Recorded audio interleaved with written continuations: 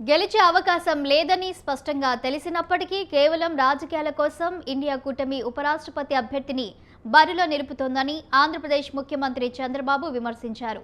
NDA కూటమిలో భాగస్వామిగా ఉన్న తెలుగుదేశం పార్టీ ప్రతిపక్ష అభ్యర్థికి ఎలా మద్దతు ఇస్తుందని ఆయన ప్రశ్నించారు.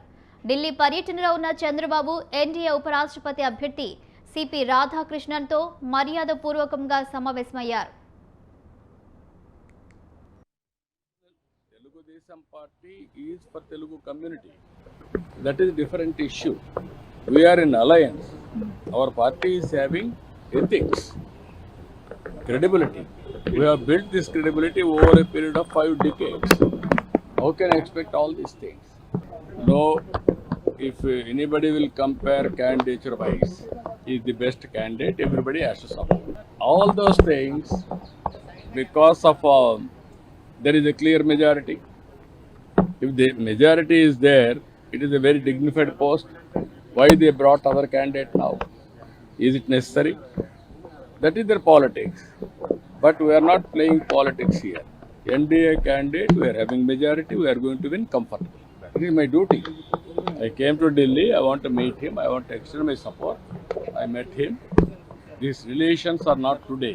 It is not a new relations. I know him from the beginning. No, regional Telugudesam party is for NDA భాగస్వామ్య పక్షాలన్నీ ఏకగ్రీవంగా సిపి రాధాకృష్ణన్ను ఎంపిక చేశాయని, ఆయనకు తెలుగుదేశం పార్టీ సంపూర్ణ మద్దతు ఇస్తుందని చంద్రబాబు స్పష్టం చేశారు. రాధాకృష్ణన్ తనకు పాత మిత్రుడని, దేశం గౌరవించదగిన వ్యక్తి అని కొనియాడారు.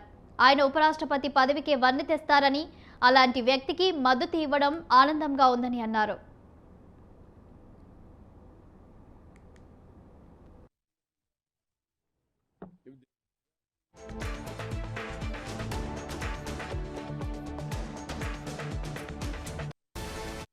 that is their politics.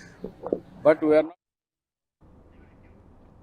Telugu Desam party ఎన్నికలకు ముందు నుంచే ఎన్డీఏలో ఉందన్నారు చంద్రబాబు. కేంద్రంలో రాష్ట్రంలో తాము ఎన్డీఏ ప్రభుత్వంలో భాగస్వాములుగా ఉన్నామని చెప్పారు. అలాంటప్పుడు ప్రతిపక్షాలు తమ నుంచి మద్దతు ఆశించడం సరికాదని చంద్రబాబు పేర్కొన్నారు.